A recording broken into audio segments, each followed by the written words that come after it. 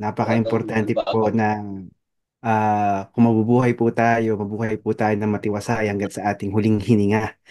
Kung tayo ay nasa trabaho, tayo po ay aalis sa trabahong yan kung kinakailangan at sinasabi ng Panginoon na tayo umalis na sa trabahong yan na merong iniiwang napaka makapangyarihang ehemplo o legacy. Kaya nga po napaka-importante na tayo po ay nakaangkla sa ating Panginoon. So ang pag-uusapan po natin sa araw na ito, ano nga ba ang kinalaman ng banal na espiritu pagdating sa ating pagtapos ng malakas o finishing strong? So napaka-importante po na wag natin kakalimutan, apart from God, away from God, we are going to be nothing. Only God can provide everything that we need at God can provide everything that we require in the fulfillment of His will.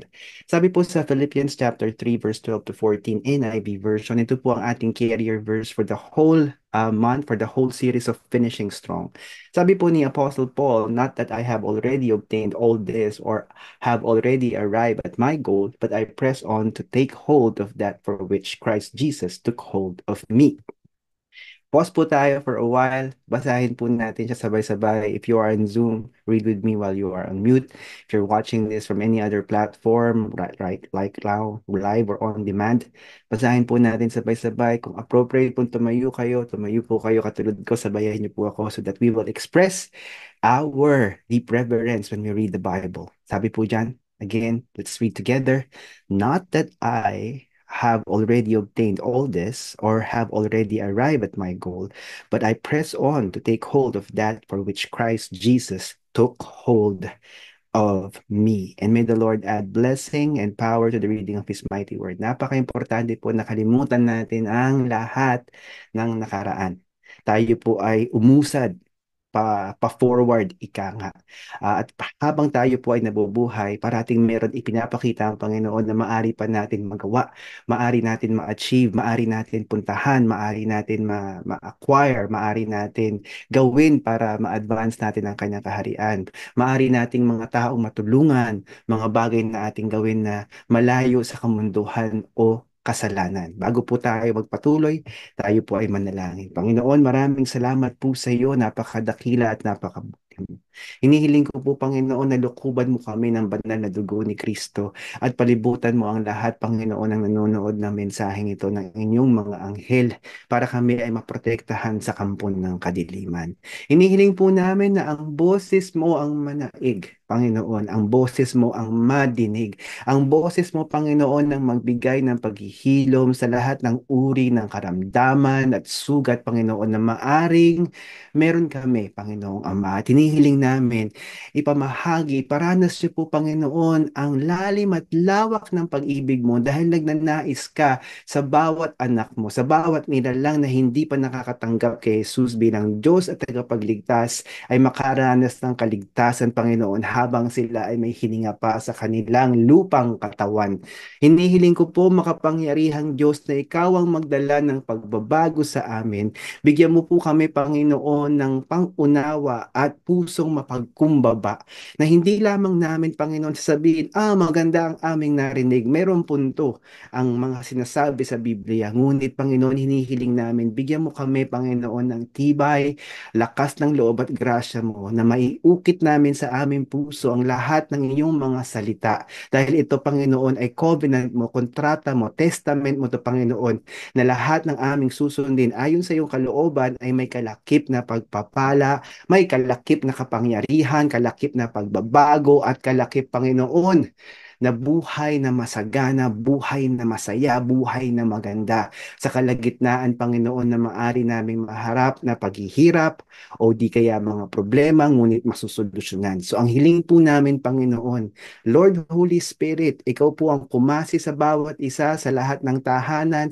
Tanggalin niyo po ang kaguluhan ng isip, tanggalin niyo po, Panginoon, ang ingay ng aming, Panginoon, mga iniisip sa aming puso, sa aming pagkatao, at tinihiling namin, Panginoon, ang kalayaan mula lamang sa iyo. Mangusap ka, baguhin niyo po kami, at dalhin niyo kami, Panginoon, kung nasaan kayo, sa spiritual na aming karanasan. Ito po ang dalangin namin sa ngalan ni Jesus. Amen.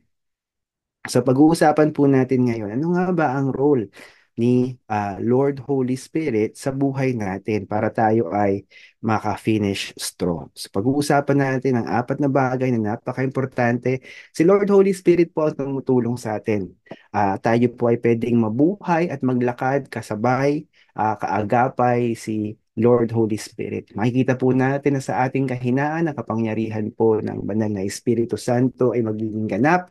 At syempre, napaka-importante po na tayo ay makatanggap ng salita na mula sa Kanya, directly mula kay Lord Holy Spirit. Pag-uusapan po natin ang mga bagay na yan because these are very, very important things that will change us from glory to glory each day. Ayan. Bago po tayo magtuloy, tanungin natin ang ating mga sarili pagdating sa mga bagay-bagay pagtungkol sa ano ba ang role ng Panginoon o ng banal na Espiritu sa ating buhay. So, gaano ka ba kadalas na umaasa kay Lord Holy Spirit para sa iyong guidance, para sa iyong kalakasan, yung desisyon na kailangan mong gawin? Lumalapit ka ba sa Panginoon para humingi ng tulong? Lumalapit ka ba sa Panginoong Holy Spirit at hinihiling sa Kanya ang karunungan para ikaw ay makapagdesisyon ng tama? Ikaw ba'y humihingi ng lakas sa Kanya upang malagpasan mo ang disiplinang pinagdadaanan mo marahil o di kaya ang temptation na nasa harapan mo o di kaya kung ikaw ay talagang mapagmahal na anak ng Diyos, masunurin, humingi ka ba ng lakas sa Kanya para malagpasan ang lahat ng pagsubok na kailangan mong harapin? Naranasan mo na ba? Natikman mo na ba o nakita mo na ba na kumilos ang banal na Espiritu Santo sa iyong buhay? Dahil nagnanais siya, lalo-lalo na kung ikaw ay anak ng Diyos, natanggap mo na si Jesus bilang Diyos at tagapagligtas, makikita mo, mararanasan mo na napakaganda, napakasarap, napakamapayapa sa kalagitnaan ng banal na Espiritu Santo. Paano ka lalo, question number 3, paano ka lalong matututong makinig, umasa, magpagabay sa ating banal na Espiritu Santo? So napaka-importante po niya. Hallelujah. Sabi po ng ano no ng Book of Acts, napaka-importante po nito. Sabi diyan, read with me please while you are, together with me. On mute if you are in Zoom. Sabi po sa Acts chapter 1 verse 8 NIV version, "But you will receive power when the Holy Spirit comes on you, and you will be my witnesses in Jerusalem and all Judea and Samaria and to the ends of the earth." Napakalupit po ng pangako ni Jesus Christ sa kanyang mga disipulo. Dahil ito po yung pagpasok ng panahon ng grasya. Nung si Jesus po ay nasa mundong ito, siya po ay nagtuturo na siya ay yung daan, katotohanan at buhay, ngunit hindi pagganap na malayang matatanggap ng mga tao na gagawing Diyos tagapagligtas si Jesus ang banal na Espiritu. Ang sabi ng Panginoon sa kanyang mga disipulo bago siya umakyat sa langit, kayo ay makakatanggap ng kapangyarihan at kayo ang magiging tagapamalita ko sa buong mundo tungkol sa inyong karanasan sa akin. Napaka-importante po ang word na kapangyarihan. Ang word na power po comes from the Greek word dunamis, which means explosive power, yung biglang sabog, biglang putok. Huwag po natin kakalimutan na ang word na dunamis ay pinanggalingan ng word ng English, etymologically speaking, nanggaling po ang dynamite sa word na dunamis. So kung titingnan po natin, ang kapangyarihan po ng banal na espiritu sa ating buhay ay explosive. Anong ibig sabihin nito?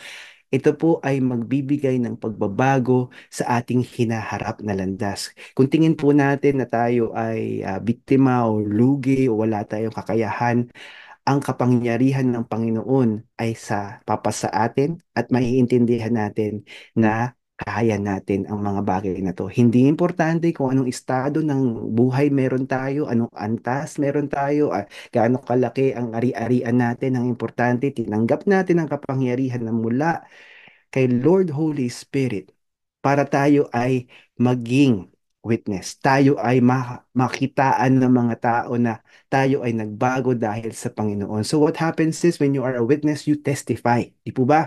Ang ibig sabihin po ng testimony is titingnan nila ang iyong buhay na iba ka sa ibang tao. Hindi ka ordinaryong mamamayan na nakaangkla sa kamunduhan, nakaangkla sa ari-arian, nakaangkla sa talento o di kaya gilas, kung hindi ikaw ay nakaangkla sa Panginoon, kaya ikaw ay may kapangyarihan na mula sa Kanya. Ang kapangyarihan na to ay ibang klase. Dahil ito ang magbibigay sa iyo ng tapang, ng lakas ng loob, matututo kang umasa sa Kanya, ikaw ay magkakaroon ng buhay na pagbabago, magkasabi ka ng totoo, walang mahirap para sa iyo, walang imposible para sa iyo, at ang Panginoon lang ang titingnan mo, magpapasakop ka sa Kanya. Hindi ka gagawa ng mga desisyong alanganin. Matututunan mo kung paano mabuhay ayon sa kalooban ng Panginoon. And napaka-importante po niya. Tuloy natin. Sabi po rito, si Lord Holy Spirit ay ating helper. Iba't ibang versions po ng helper. Sometimes, makikita niyo po sa Biblia, counselor, advocate, mediator, the Spirit who leads us to all truth. At yung helper po, pag binasa po natin yung kanyang Greek word, can be all of those things that I have mentioned. Siya po ay tutulong sa atin kung tayo ay hihingi ng tulong sa kanya. Ang hirap pong, 'di ba, tulungan ng isang tao hindi humihingi ng tulong. Kung titingnan po natin, kaya nga po importante yung ating partisipasyon. Tutulong si Lord Holy Spirit, handa siyang tumulong, handa siyang magbigay ng karunungan, handa siyang magbigay ng lakas kung tayo ay lalapit sa Kanya. John 14:26 from the Amplified Version of the Bible. If you can stand up with me, tumayo po tayo habang binabasa natin ang salita ng Diyos as respect, as an act of holy reverence sa ating Panginoon. Kung appropriate at okay lang po. But the helper, ang sabi dyan, comforter, advocate, intercessor, counselor, strengthener, standby, the Holy Spirit, whom the Father will send in my name, in my place to represent me and act on my behalf. Ano raw? He will teach you all things and He will help you remember everything that I have told you. At hayaan niyo po nakasihan ng ating Panginoon ang kanyang salita ng kapangyarihan na mula sa Kanya at pangunawa na ito ay ating ipamuhay. Sabi ng Panginoon dito, tuturuan tayo ni Lord Holy Spirit. Importante ang edukasyon, importante ang training sa opisina, importante na meron tayong nakakalap na karunungan sa mundo. Ngunit ang ibibigay ng Panginoong Holy Spirit sa atin ay ang karunungan na makadiyos, karunungan na makalangit, higit sa karunungan ng mundong ito. Ika nga kung ikaw ay tinuruan ng mundo na magsinungaling para protektahan mo ang isang tao, tuturuan ka ng Panginoon na huwag magsinungaling at hindi mo kailangan protektahan ng taong sinungaling. Ang poprotektahan mo siyempre ay ang sarili mo dahil yun ang tama at ang katotohanan ay sisibol at sisibol. Hindi pwedeng hindi lumabas ang katotohanan. Kaya ang kasinungalingan ay may expose. So kung ikaw ay magiging party sa pagsisinungaling, ikaw ay nagkakamali dahil inuna mo ang pakikisama mo sa tao na hindi ka naman susuportahan, most likely. Kasi bakit ka hahayaan ng isang tao na pagtakpan ng kanyang ginawang kapalpakan kung hindi kanya idadamay sa kanyang kawalangyaan? Dinadamay ka niya sa kanyang problema at nilalagay niya ang leeg mo, 'di ba, sa alanganin. Huwag kang papayag dahil hindi yan ang tamang pakikisama. Kaya nga po ang sinasabi ng Panginoon, ang karunungan na makadiyos. Ang mga salitang makalangit ay kakaiba sa kapamaraanan ng mundo. Kaya si Lord Holy Spirit ang tutulong sa iyo. Naalala ko po isang pagkakataon, sinabi sa akin ng boss, o Jan, pag tumawag itong taong ito, sabihin mo, wala ako. Sabi sa akin ganun. Sabi ko, Panginoon, hindi ako pwedeng magsinungaling. Tumawag nga yung tao na inaasahan ng boss kong tumawag sa kanya. At hinanap ang aking boss. Ang sabi ng Panginoon sa akin, sabihin mo itong bagay na to at hindi ka magsisinungaling. So sinagot sa telepono, sabi ko po doon sa taong naghahanap sa akin, boss, hindi po siya available sa oras na ito. Ang sagot ng tao sa kabilang linya, okay, sige, tatawag na lang ako mamaya. Hindi ako nagsinungaling. Ang karunungan mula sa langit ang nagbigay sa akin ng kaligtasan na huwag magkasala at huwag kong ikompromiso ang aking values. Napaka-importante po yan. Naalala ko rin po, ako po ay nagtatrabaho sa isang kumpanya. Sabi sa akin ng boss ko, lagyan mo ang inspektor na yan. Bigyan mo ng 10,000 piso para tayo ay matapos na sa kanyang pagsusuri ng ating mga records, sabi sa akin ganun. Sabi ko sa boss ko, hindi ako maglalagay. Hindi ako maglalagay. At kung gusto mo, mag-resign ako. So akala ng boss ko, dahil kailangan ko ng trabaho, meron akong anak, meron akong asawa, meron kaming kailangan pinansyal. Ngunit sabi ng Panginoon, huwag kang magsisinungaling, huwag mo iko-kompromiso ang sarili mo. Alam niyo po ba nang sinabi ko sa boss ko na hindi ako magsisinungaling para sa'yo at ako'y magre-resign. Habang ginagawa ko yung resignation letter ko, tumawag yung kaibigan kong headhunter ng mga panahon na yun na tinatanong, gusto mo ba na lumipat ng trabaho sa panahong ito? Sabi ko, bakit hindi? Wala naman mawawala kung ako ay lilipat ng trabaho. So sa makatwid, pagbitaw ko ng resignation ko, dahil sumunod ako sa Panginoon, ginamit ng Panginoon ng isang tao na kilala ko nung nakaraan at nilatag niya ang isang trabaho na inilaan pala ng Panginoon para sa akin. Dahil pagbitaw ko ng resignation letter ko at pinroseso ko eventually yung application ko, itong trabahong ito ay higit na makabuluhan, higit na malaki ang aking sahod kasera sa trabaho na aking ginagawa ng mga panahon na yun. Pag hindi mo kinompromiso ang pananampalataya mo sa Panginoon, ginagarantiya ko sa iyo, bibigyan kanya ng mas magandang bagay. Dahil pinili mo to finish strong, pinili mo si Lord Holy Spirit to obey. Kaya nga po isipin natin, bakit nga ba hindi tayo umuusad sa buhay? Dahil ba tinatangi natin ang tao higit sa Panginoon? Inuunan natin ang pakikisama para hindi tayo magmukhang masama?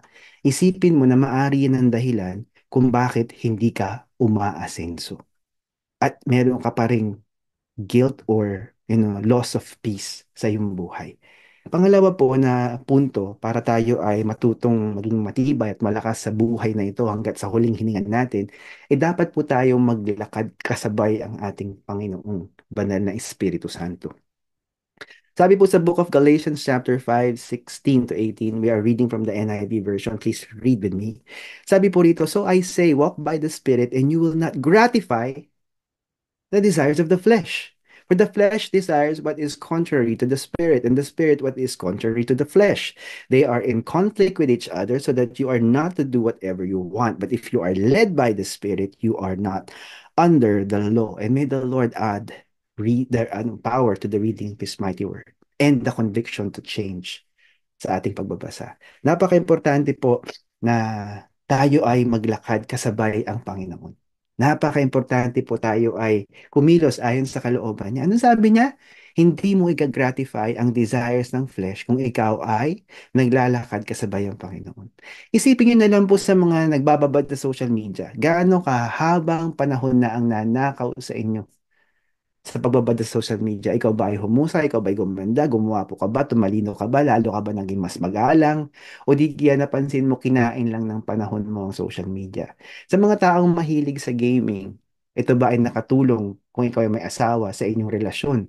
Sa mga taong nagsusugal, sa mga taong bibisyo, sa mga tao na tumatambay, sa mga tao na nagtatamad-tamad, at sa mga taong masisipag, ngunit malayo ang puso sa kanilang mga anak. Kung kayo may anak, malayo ang puso nyo sa inyong mga asawa. Kung meron kayong mga asawa, kung kayo single, nagtatrabaho kayo, malayo ang puso nyo sa inyong pamilya.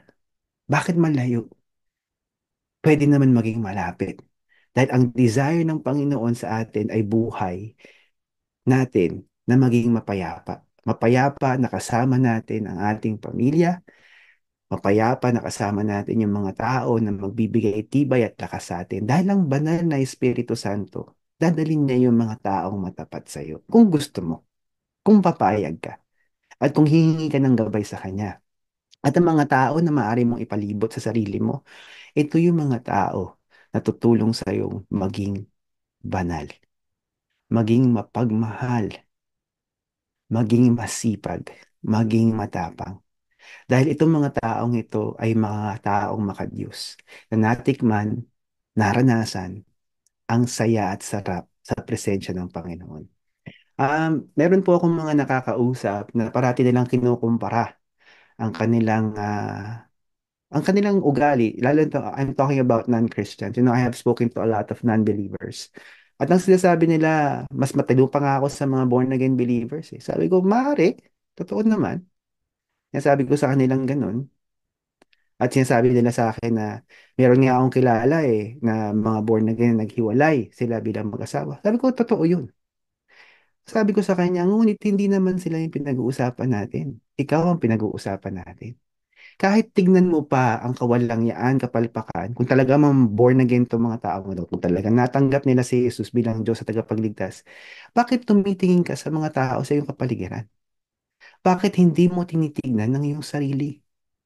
Di ba desire ng flesh yun na i-justify mo, hindi mo pagtanggap kay Jesus bilang Diyos tagapagligtas, lumayo ka sa katotohanan dahil hindi ka naniniwala sa mga ehemplo ng mga kilala mong Kristiyano na hindi nagiging matino o hindi nagiging maganda na witness para sa'yo. Why would you always put that in front? Sabi ko nga sa kanya, kung ayaw mong pag-usapan ang kaligtasan, wala naman akong problema ron. Pero ito tandaan mo, ikaw ang magdidesisyon kung maliligtas ka. Ikaw ang magdidesisyon kung maglalakad ka kasama mo ang Diyos.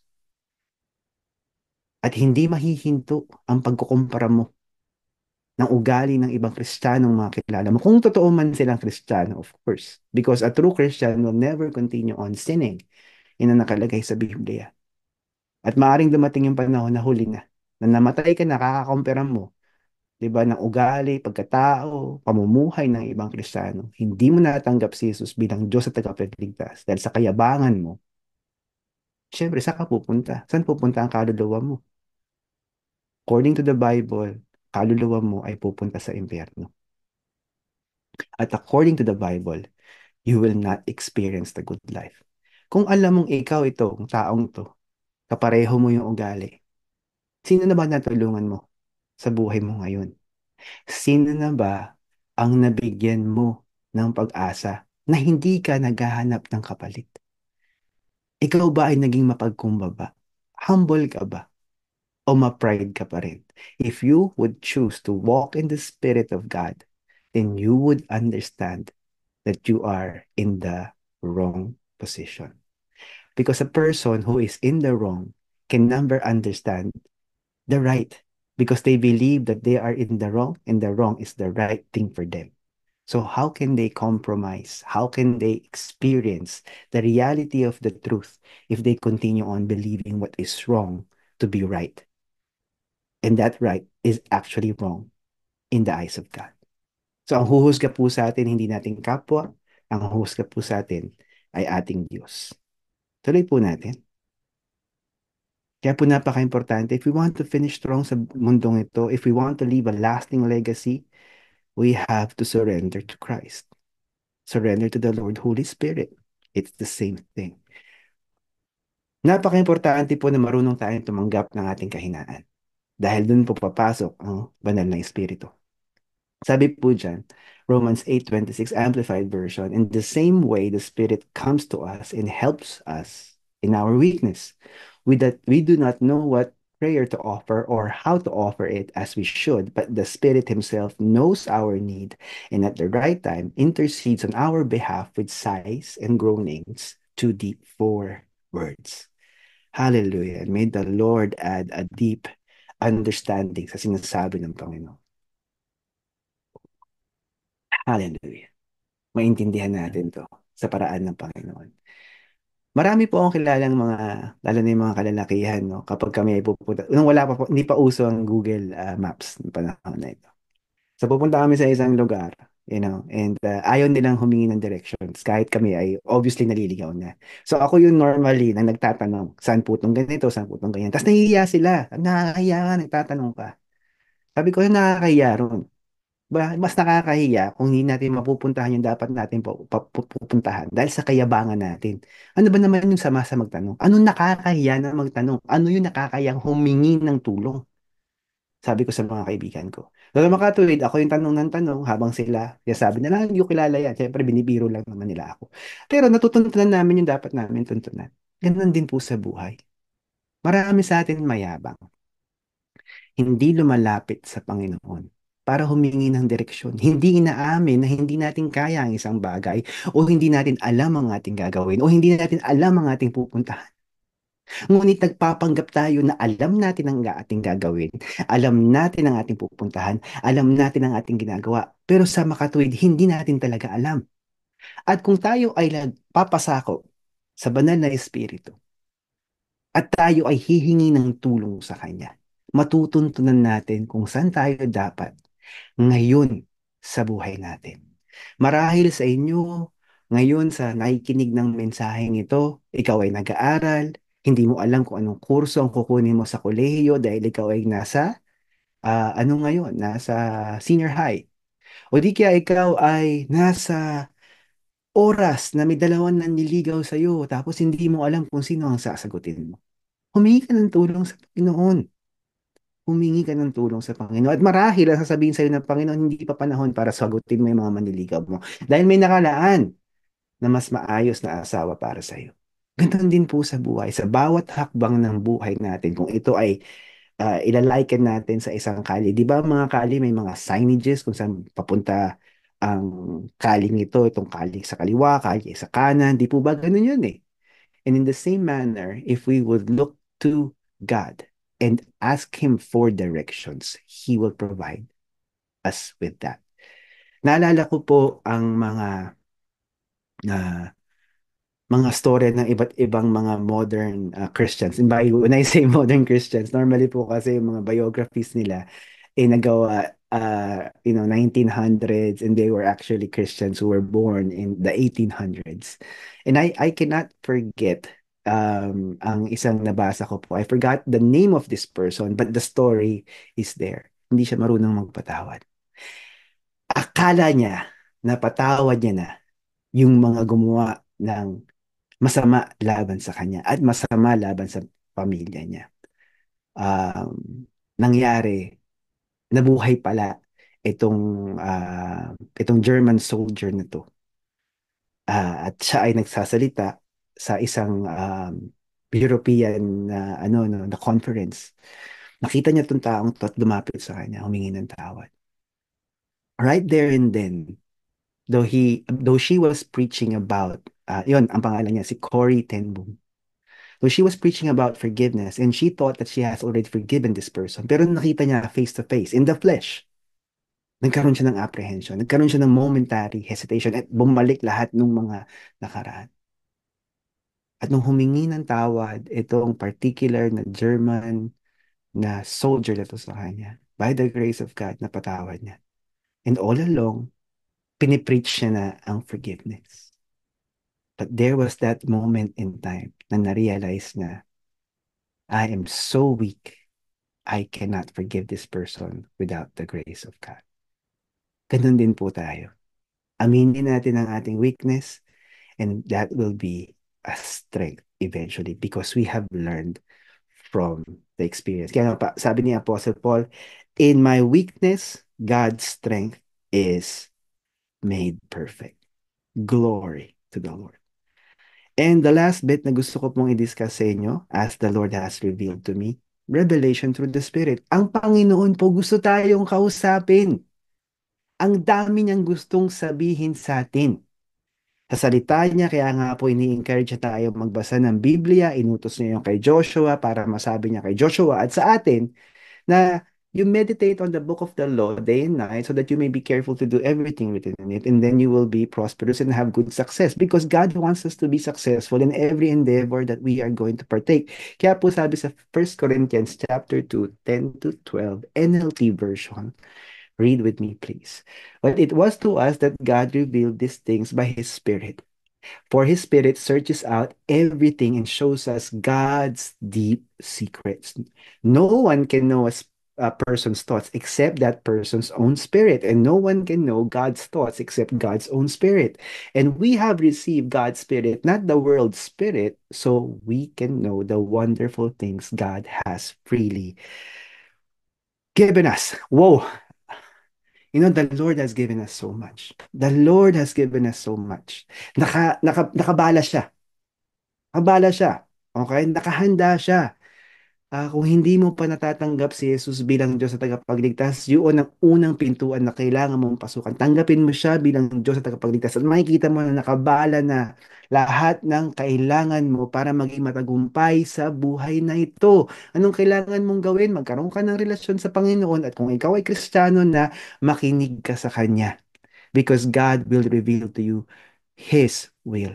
God will show you great and magnificent things. And God will show you first. Para sa akin po to ha. Ito po yung na-experience ko bago napakita sa akin ng Panginoon yung mga gagawin niya through me.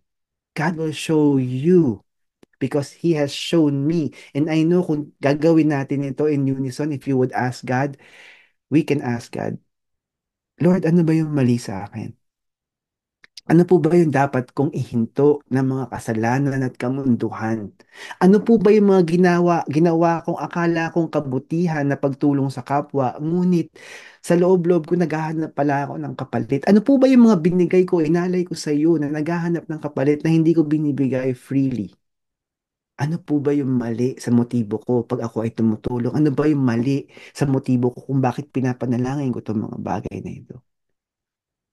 Because God can search me. God can search you. At alam nyo, pag lumaya tayo doon sa kamunduhan at kasalanan na ating gustong gawin o maaring ginagawa natin, ibubuhos ng Panginoon at ipapakita niya sa atin o ipapabasa niya sa atin sa kanyang salita. O maaari ito maging turo sa simbahan o turo sa inyong life group, especially if you have a discipler that you submit to the magnificent things that God has in store for you.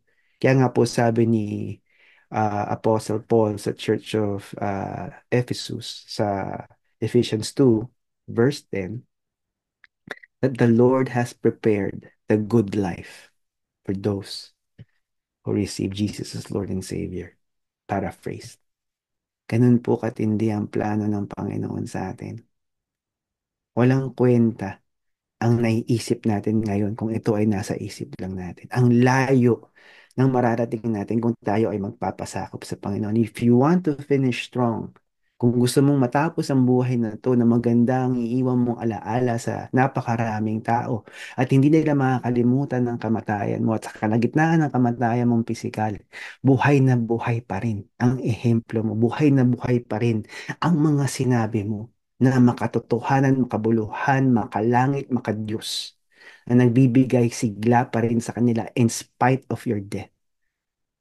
And most people will die quietly, will not have any impact in their lives because they live their lives selfishly, kahit sila ay mga mananampalataya. Inaanyayahan ko kayo ngayon magpasakop sa Panginoon, sa banal na Espiritu Santo, at makita natin kapangyarihan na meron sa Kanya. Hallelujah. Tayo po ay manalangin sa oras na to. Naanyayahan ko po kung hindi niyo pa po natatanggap si Jesus bilang Diyos at tagapagligtas. Ito po ang pagkakataon natin na matanggap siya. At ito po ang pagkakataon natin na maranasan natin ang kapangyarihan niya. Because He is God and He is good. And His mercies endures forever. Hallelujah.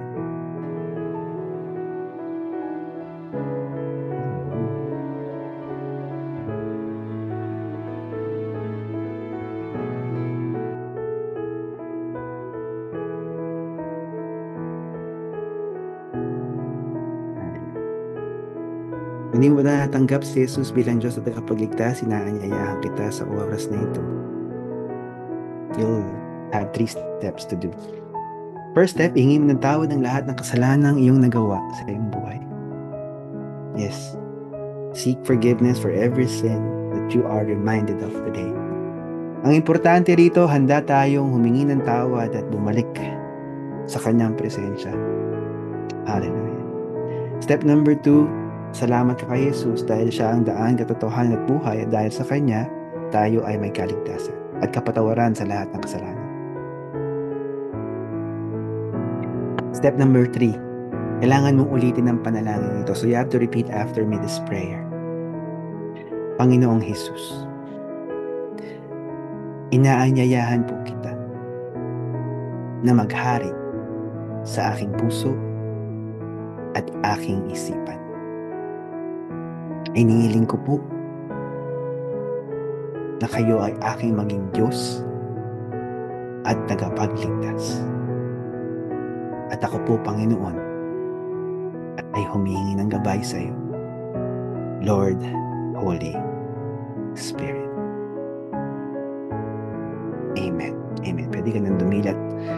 Sa oras na ito, kung ikaw ay nalangin mula sa puso, mararanasan mo ang pagbabago ng iyong buhay.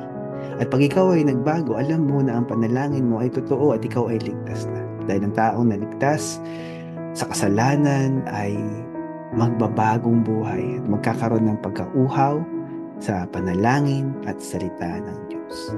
Sa mga kapatiran, nais ko pong manalangin. Sama-sama tayo. Kung ikaw ay nakalimot ng magpasakop at umasa sa gabay ng banal na Espiritu, inaanyayahan kita ngayon na magbalik loob sa Panginoon. Nahihinto mo na kung anumang kasalanan ng iyong ginagawa. Kung anuman ang pagiging rebelde na meron ka sa iyong puso't isipan, kung anuman ang hadlang, kamunduhan man ito o mga nakaraan na hindi mo mabitawan at hindi ka makausad going forward,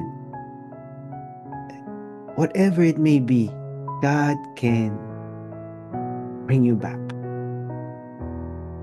God can bless you today with healing and with deliverance. Kapatid, nandito ang Panginoon. Nag-aantay siya. Kung nais mo, maaaring mangyari sa iyo. Ayon sa iyong pananampalataya. Ayon sa pagiging totoo mo sa presensya niya. Hallelujah. Panginoon, ikaw po nakakakita ng lahat ng mga kapatiran ko na nangangailangan ng gabay sa iyo. Kung sila po, Panginoon, ay handa na magpahilom sa kanilang karamdamang espiritual, kayo po, Panginoon, ang magdala nito sa kanila, sa kanilang puso, sa kanilang isipan, sa kanilang pamilya, sa kanilang tahanan, sa kanilang negosyo, sa kanilang trabaho, sa kanilang eskwelahan. O di kaya, Panginoon, kung nasaan man sila sa estado ng kanilang buhay. Dalangin ko po, Panginoon, na manahan ka sa kanilang puso't isipan sa oras na ito ay paranas mo sa kanila ang init ng iyong pag-ibig at handa ka, Panginoon, na iahon sila mula, Panginoon, sa patibong ng kasalanan, mula, Panginoon, sa putik ng kamunduhan. Na handa ka, Panginoon, na magdala ng panibagong buhay sa kanila.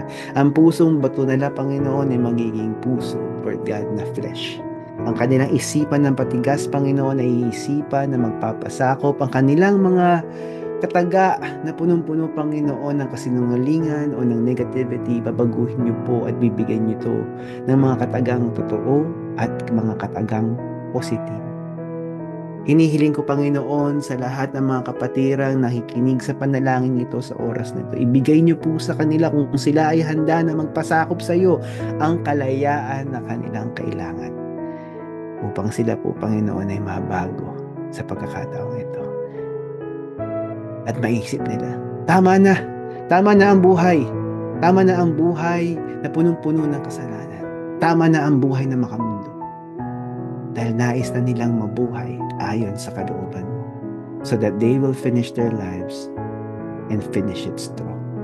Panginoon, maraming salamat po at sa mga kapatirang tapat sa iyo, nagpapasakop sa iyo, nagmamahal sa iyo, nagdidisipulo, may ministry, Panginoon, pagpalain niyo po sila ng mas malalim at malawak na karunungan at hayaan niyong sila ay magabayan mo, Banal na Espiritu, ayon sa iyong karunungan, ayon sa iyong kagustuhan, ayon sa iyong kapangyarihan, at hayaan mo na sila ay mabigyan ng mas matapang na pananaw sa buhay, walang agam-agam, hindi magdadalawang isip, Panginoon, na sundin ka dahil ito po ay tama.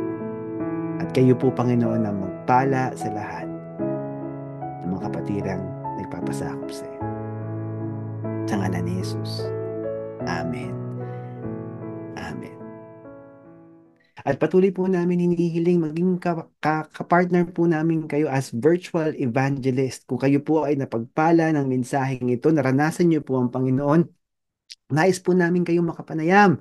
Kung kayo po ay nakatanggap kay Jesus bilang Diyos at tagapagligtas sa pagkakataong ito, nais po namin marinig ang inyong testimony. So kung pwede po kayo mag-comment on the comment box, please do so.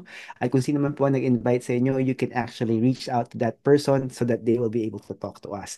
At kung kayo po ay mga kapatiran na naghahanap ng simbahan, virtual or face-to-face, makipanayam din po kayo sa amin because we will be more than willing, more than welcoming to bring you in sa SNJ. Kung ito po ay temporary, you're just passing through, or you have realized na ikaw ay tinawag sa salvation in the name of Jesus Christian Ministers Inc., we will be more than welcome, more than willing to bring you in. Napakaganda po na mabuhay within the bounds of God's calling and apply His gifting. So God bless you and keep you until we see each other face to face, or via virtual environment next Sunday.